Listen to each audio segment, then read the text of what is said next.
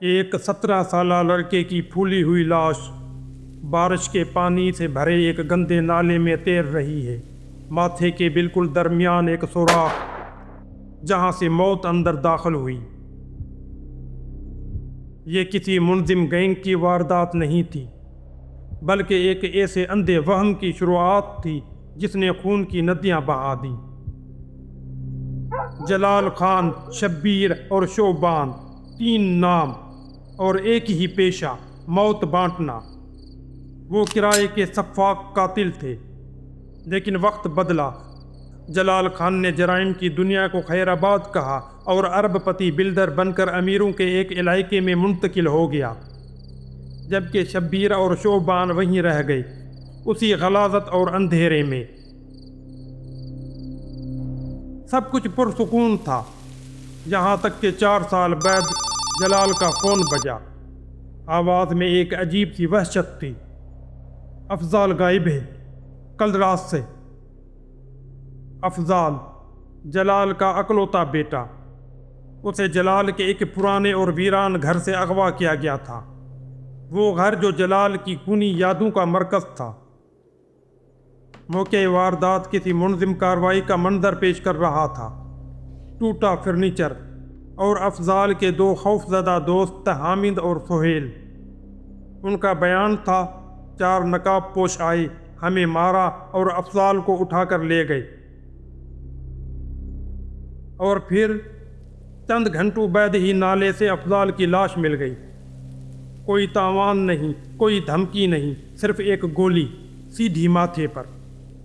یہ ایک پیغام تھا جس نے ارب پتی جلال خان کے اندر دفن اس پرانے بے رحم قاتل کو دوبارہ زندہ کر دیا۔ بیٹے کی لاش ملنے کے بعد شرافت کا وہ خول اتر چکا تھا جو جلال نے 4 سال سے پہن رکھا تھا۔ وہ واپس اپنی اسی تاریک دنیا میں کھڑا تھا۔ اس نے شبیر اور شوبان کو بلایا، ان کے سامنے کیچ سے بھرا بریف کیس رکھا۔ 1 کروڑ ہے، مجھے وہ 4 زندہ چاہیے، میں انہیں اپنے ہاتھوں سے ماروں گا۔ یہیں سے ایک نفسیاتی کھیل شروع ہوا۔ کرائے کے قاتلوں سے لے کر منشیات فروشوں تک سب کی گردن ناپی گئی۔ ایک مخبر کے گلے میں پھندا ڈال کر وحشیانہ تشدد کیا گیا، لیکن نتیجہ 0۔ قاتل جیسے ہوا میں ہی غائب ہو گئے تھے۔ وقت گزر رہا تھا اور جلال کا صبر جواب دے رہا تھا۔ اس کا شکی ذہن ایک شکاری کی طرح کام کرنے لگا۔ شوبان، جو جلال کی دولت اور روپے سے ہمیشہ ناراض رہتا تھا، اب جلال کی آنکھوں میں کھٹکنے لگا۔ شوبان اکثر کہتا تھا کہ جلال نے انہیں استعمال کر کے تنہا چھوڑ دیا۔ ایک شک، ایک معمولی سا وہم جلال کے ذہن میں زہر بن کر پھیل گیا۔ کیا شوبان نے پرانی دشمنی کا بدلہ میرے بیٹے کو مار کر لیا ہے؟ ایک رات شبیر کے فون کی گھنٹی بجی۔ شوبان کی کال تھی۔ شبیر نے فون اٹھایا، لیکن دوسری طرف کوئی نہیں بولا، صرف خاموشی، ایک موت جیسی خاموشی۔ شبیر کے ذہن میں خطرے کی گھنٹی بجی۔ وہ جانتا تھا کہ جرائم کی دنیا میں خاموشی کا مطلب کیا ہے۔ وہ فوراً اس ویران فیکٹری پہنچا جہاں شوبان رہتا تھا۔ باہر چوکیدار کی لاش پڑی تھی۔ شبیر دبے قدموں اندر داخل ہوا۔ لاؤنج میں ٹی وی چل رہا تھا۔ شوبان صوفے پر بیٹھا تھا۔ شبیر آہستہ آہستہ قریب گیا اور پھر اس کے قدم جم گئے۔ شوبان کے ماتھے پر بالکل درمیان میں ایک سوراخ تھا، خون ابھی تازہ تھا۔ شبیر سمجھ گیا، یہ قتل کسی اور نے نہیں، جلال خان نے کیا تھا، محض ایک شک کی بنیاد پر۔ اگلی رات طوفانی بارش میں شبیر ایک خفیہ ساحلی ہٹ میں چھپا تھا۔ اسے معلوم تھا کہ اگلی باری اس کی ہے۔ جلال وہاں پہنچا، اندھیرے میں بیڈ پر فائرنگ کی، لیکن بیڈ خالی تھا۔ شبیر پردے کے پیچھے سے نکلا اور بندوق کا رخ جلال کی طرف کیا۔ تم نے شوبان کو کیوں مارا؟ شبیر کی آواز برف سے زیادہ ٹھنڈی تھی۔ اس نے میرے بیٹے کو مارا تھا۔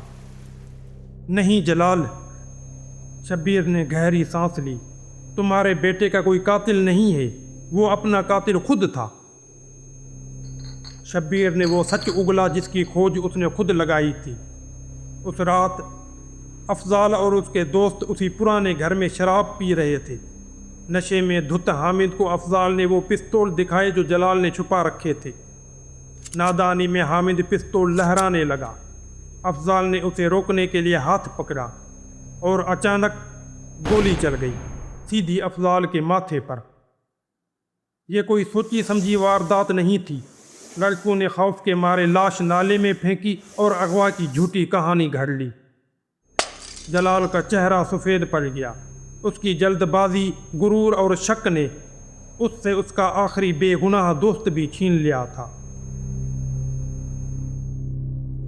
یہ کوئی عام کرائم ریکارڈ نہیں، بلکہ اردو ادب کے اندھیروں میں چھپی کاشف زبیر کی وہ تلخ تحریر ہے جس کا عنوان ہے قاتل دوست۔ اس کہانی میں انسانی نفسیات کا جو گہرا جائزہ لیا گیا ہے وہ ہولناک ہے۔ جلال خان نے جرائم کی دنیا چھوڑ دی تھی، لیکن اس کے ذہن نے جرائم نہیں چھوڑے تھے۔ طویل عرصہ اندھیرے میں رہنے والوں کو روشنی میں بھی سائے نظر آتے ہیں۔ دولت طاقت دے سکتی ہے لیکن شعور نہیں۔ آزمائش کے وقت جلال نے ایک باپ کی طرح نہیں بلکہ ایک مافیا باس کی طرح سوچا۔ اس کہانی کا آخری اور حیران کن موڑ وہ لمحہ نہیں جب افضال کو گولی لگی، بلکہ وہ لمحہ ہے جب جلال کو احساس ہوتا ہے کہ اصل قاتل دوست شوبان نہیں، وہ خود ہے۔ اس کہانی نے ہمیں ایک ایسے موڑ پر لا کھڑا کیا ہے جہاں کوئی ایک شخص مکمل مجرم نہیں۔ آپ سے ایک سوال ہے، ذرا سوچ کر جواب دیجئے۔ اس پوری کہانی میں اصل قاتل کون ہے؟ کیا وہ کم عمر حامد جس کے ہاتھ سے حادثاتی طور پر گولی چلی؟ کیا وہ جھوٹ جس نے دو دوستوں کو موت کے گھاٹ اتار دیا؟ یا جلال خان کا وہ تاریک ماضی جس نے اسے اپنے ہی دوست کا خون کرنے پر مجبور کیا؟ اپنا جواب کمنٹس میں ضرور لکھیں، آپ کی رائے کا انتظار رہے گا۔ اگر آپ انسانی نفسیات کے ان بھیانک پہلوؤں کو مزید کھوجنا چاہتے ہیں تو قلم کا سفر کو سبسکرائب کریں، کیونکہ ہم تاریخ اور انسانی ذہن کے ان تاریک فائلوں کو کھولتے ہیں جنہیں دنیا دفن کر چکی ہے۔